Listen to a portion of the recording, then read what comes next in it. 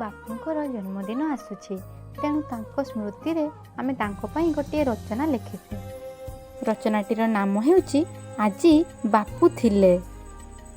ତୁମେ ଚାହିଁଲେ ଏହି ରଚନା ପୂର୍ବରୁ ହେଡ଼ିଂ ଯୋଡ଼ାଇ ତାକୁ ସ୍ପିଚ୍ ଭାବରେ ମଧ୍ୟ ବ୍ୟବହାର କରିପାରିବ। ଚାଲ ଆରମ୍ଭ କରିବା। ଆଜି ବାପୁ ଥିଲେ। ଦୀର୍ଘ 2 ଶତାବ୍ଦୀ ବର୍ଷ ଧରି ଭାରତବର୍ଷରେ ଅତ୍ୟାଚାର ଚଲାଇ ଆସୁଥିବା ସେହି ମହାପ୍ରତାପଶାଳୀ ସୂର୍ଯ୍ୟାସ୍ତବିହୀନ ବ୍ରିଟିଶମାନଙ୍କ କବଳରୁ ଭାରତକୁ ମୁକ୍ତ କରିବା ପାଇଁ ଭାରତର ଗଗନ ଦିଗ୍ବଳୟରୁ ଓହ୍ଲାଇ ଆସିଥିଲେ ଅନେକ ଯୁଗଜନ୍ମା ସୁପୁରୁଷ ଓ ମହାସଂଗ୍ରାମୀମାନେ। ତନ୍ମଧ୍ୟରୁ ମହାତ୍ମା ଗାନ୍ଧୀ ଅନନ୍ୟ ଓ ଅନ୍ୟତମ।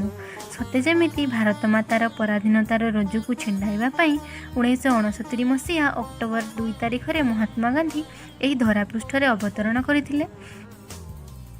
ସେ ଅହିଂସା ପଥରେ ସ୍ୱାଧୀନତା ହାସଲ କରିବାକୁ ଚାହୁଁଥିଲେ। ତେଣୁ ସେ କହିଥିଲେ, the first principle of non violence is non cooperation with everything humiliating. ତେଣୁ ମହାତ୍ମା ଗାନ୍ଧୀଙ୍କ ନେତୃତ୍ୱରେ ଶାନ୍ତିପୂର୍ଣ୍ଣ ଉପାୟରେ ଅସହଯୋଗ ଆନ୍ଦୋଳନ, ଆଇନ ମାନ୍ୟ ଆନ୍ଦୋଳନ ଓ ଶେଷରେ ଭାରତ ଛାଡ଼ ଆନ୍ଦୋଳନ ପରେ ଆମ ଦେଶକୁ ସ୍ୱାଧୀନତାର ସ୍ୱାଦ ଚଖାଇଥିଲେ। ଗାନ୍ଧୀଙ୍କ ପାଇଁ ଆମେ ସ୍ୱାଧୀନତା ପାଇଥିବାରୁ ତାଙ୍କୁ ସତ୍ୟ ଓ ଅହିଂସାର ପୂଜାରୀ, ଜାତିର ପିତା ବାପୁ ବୋଲି କହିଥାଉ। ତାଙ୍କ ଆନ୍ଦୋଳନର ମୁଖ୍ୟ ଅସ୍ତ୍ର ଥିଲା ଅହିଂସା। ସେ ମଧ୍ୟ କହୁଥିଲେ, freedom won by violent means is no use to me. ତେଣୁ ସେ କେବଳ ଅହିଂସା ମାଧ୍ୟମରେ ହିଁ ସ୍ୱାଧୀନତା ଚାହୁଁଥିଲେ। କଥାରେ ଅଛି, ମର୍ତ୍ତ୍ୟମଣ୍ଡଳେ ଦେହ ବହି ଦେବତା ହେଲେ ହେଁ ମରଇ। ସଭ୍ୟତାର ସୂର୍ଯ୍ୟୋଦୟଠାରୁ କେତେ ଦେବାଦେବୀ, ମହାମନୀଷୀ, ଯୁଗାନ୍ତକାରୀ ଜ୍ଞାନୀ ଏ ଧରାପୃଷ୍ଠରେ ଜନ୍ମଲାଭ କରିଛନ୍ତି, କିନ୍ତୁ ପ୍ରକୃତିର ନିୟମ ଆଗରେ ସମସ୍ତେ ହାର ମାନିଛନ୍ତି। ଆଲୋକବର୍ତ୍ତିକା ସ୍ୱରୂପ ସମସ୍ତଙ୍କର ଜୀବନ ଦୀପ ଦିନେ ନା ଦିନେ ନିର୍ବାପିତ ହୋଇଛି। କେବଳ କର୍ମ ହିଁ ଜଣକୁ ମୃତ୍ୟୁ ପରେ ମଧ୍ୟ ଜନମାନସରେ ଜୀବିତ କରି ରଖିପାରେ। ମହାତ୍ମା ଗାନ୍ଧୀ ସେହିଭଳି ଜଣେ ଯୁଗାନ୍ତକାରୀ ପୁରୁଷ ହୋଇଥିବାରୁ ଆମ ଗହଣରେ ସେ ନଥାଇ ମଧ୍ୟ ସେ ଆଜି ଥିଲେ ଭାରତକୁ କିପରି ଗଢ଼ି ତୋଳିଥାନ୍ତେ ତାହା ଆମେ ଆଜି ଆଲୋଚନା କରୁଛୁ। ମହାତ୍ମା ଗାନ୍ଧୀ ଆଜି ଯଦି ବଞ୍ଚିଥାନ୍ତେ ତେବେ ତାଙ୍କର ପ୍ରଥମ ବାର୍ତ୍ତା ହୋଇଥାନ୍ତା ସ୍ୱାଧୀନ ଚେତନା, କର୍ମ ପ୍ରତି ସମ୍ମାନ, ମେକ୍ ଇନ୍ ଇଣ୍ଡିଆ ମୁଭମେଣ୍ଟ ଉପରେ ଗୁରୁତ୍ୱ, ସମାନତା, ଦେଶାତ୍ମବୋଧ ଭାବ, ଅହିଂସା, ସତ୍ୟ, ପରୋପକାର, ବିଶ୍ୱଶାନ୍ତି ଉପରେ ଗୁରୁତ୍ୱ। ସେ ଯଦି ବଞ୍ଚିଥାନ୍ତେ ଯୁବ ସମାଜକୁ, ଦେଶକୁ ଆଗକୁ ବଢ଼ିବା ପାଇଁ ପ୍ରେରଣା ଦେଇଥାନ୍ତେ। ତାଙ୍କର ଗୋଟିଏ ସ୍ୱଚ୍ଛ ଭାରତ ଗଠନ କରିବାର ସ୍ୱପ୍ନ ଥିଲା, ଯାହାକି ସ୍ୱଚ୍ଛ ଓ ସବୁଜ ହୋଇଥିବ। ବର୍ତ୍ତମାନ ସମାଜରେ ନାରୀମାନଙ୍କ ପ୍ରତି ହେଉଥିବା ଅନ୍ୟାୟ, ଅତ୍ୟାଚାର ଓ ହିଂସାକୁ ସେ ତୀବ୍ର ବିରୋଧ କରୁଥିଲେ ଏବଂ ଯଦି ସେ ଏବେ ଆମ ଗହଣରେ ଥାନ୍ତେ ଏବେ ମଧ୍ୟ ଏହାକୁ ବିରୋଧ କରିଥାନ୍ତେ। ସେ ଗୋଟିଏ ଭାରତ ଚାହୁଁଥିଲେ ଯେଉଁଠି ସମସ୍ତେ ନାରୀମାନଙ୍କୁ ସମ୍ମାନ ଦେଉଥିବେ। ସ୍ୱାଧୀନ ଭାରତରେ ମହାତ୍ମା ଗାନ୍ଧୀ ରାମରାଜ୍ୟର ସ୍ୱପ୍ନ ଦେଖିଥିଲେ, ଯେଉଁଠି ଗୋଟିଏ ନାରୀ ମଧ୍ୟରାତ୍ରିରେ ମଧ୍ୟ ନିର୍ଭୟରେ ଯାତାୟାତ କରିପାରିବ।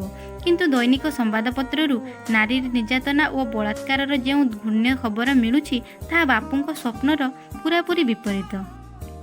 ଗରିବ ଲୋକଙ୍କୁ ସେ ସମାଜର ମୁଖ୍ୟ ସ୍ରୋତରେ ସାମିଲ କରିବା ପାଇଁ ବିଭିନ୍ନ ପନ୍ଥାମାନ ଅବଲମ୍ବନ କରିଥାନ୍ତେ। ସେମାନଙ୍କୁ ଆତ୍ମନିର୍ଭର କରିବା ପାଇଁ ସେ ପ୍ରେରଣା ଦେଇଥାନ୍ତେ। ସେ ଜାତି, ଧର୍ମ, ବର୍ଣ୍ଣ, ଲିଙ୍ଗ ନିର୍ବିଶେଷରେ ସମସ୍ତଙ୍କୁ ସମାନ ବିବେଚିତ କରିଥାନ୍ତେ। ଆଜି ଯାହା କେବଳ ସମ୍ବିଧାନର ପୃଷ୍ଠାରେ ନିର୍ଜୀବ ହୋଇ ପଡ଼ି ରହିଛି, କାର୍ଯ୍ୟକାରୀ ହେବା ତ ବହୁ ଦୂରରେ। ମହାତ୍ମା ଗାନ୍ଧୀ ମୌଳିକ ଓ କର୍ମ ଆଧାରିତ ଶିକ୍ଷାକୁ ଗୁରୁତ୍ୱ ଦେଉଥିଲେ, ଯାହା ଗୋଟିଏ ପିଲାକୁ ଧନ୍ଦାମୂଳକ ଶିକ୍ଷା ଦ୍ୱାରା ରୋଜଗାରକ୍ଷମ କରାଇ ପାରିବ। କିନ୍ତୁ ବର୍ତ୍ତମାନର ସମାଜ ଓ ଅଭିଭାବକ ଅଧିକ ମୂଲ୍ୟାଙ୍କନ ଉପରେ ଗୁରୁତ୍ୱ ଦେଉଛନ୍ତି। ମହାତ୍ମା ଗାନ୍ଧୀ ଅର୍ଥନୈତିକ ଓ ରାଜନୈତିକ ସମାନତା ଉପରେ ଗୁରୁତ୍ୱ ଦେଉଥିଲେ, କିନ୍ତୁ ବର୍ତ୍ତମାନ ସମାଜ ପୂରାପୂରି ଓଲଟା। ଯେଉଁ ଲୋକ ଧନୀ ସେ ଆହୁରି ଧନୀ ହୋଇ ଚାଲିଛି ଓ ଯେ ଗରିବ ସେ ଆହୁରି ଅଧିକରୁ ଅଧିକ ଗରିବ ହେବାରେ ଲାଗିଛି।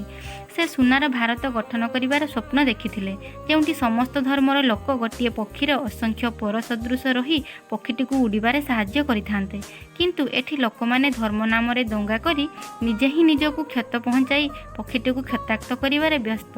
ହୁଏତ ଆଜି ବାପୁ ଥିଲେ ଏହିପରି ଦିନ ଦେଖିବା ପାଇଁ ପଡ଼ିନଥାନ୍ତା।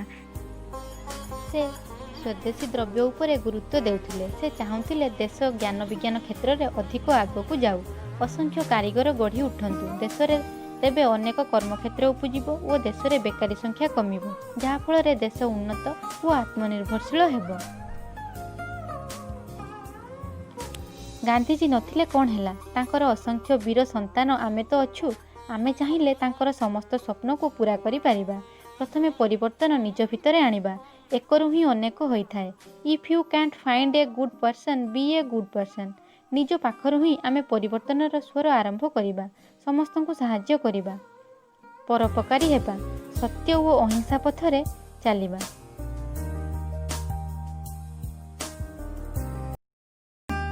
ଯାହା ହେଉ ପଛେ ସତ୍ୟ ପଥରୁ ଓହରିବା ନାହିଁ। ଆମ ଦେଶ ଭାରତକୁ ସୁନ୍ଦର କରି ଗଢ଼ି ତୋଳିବା।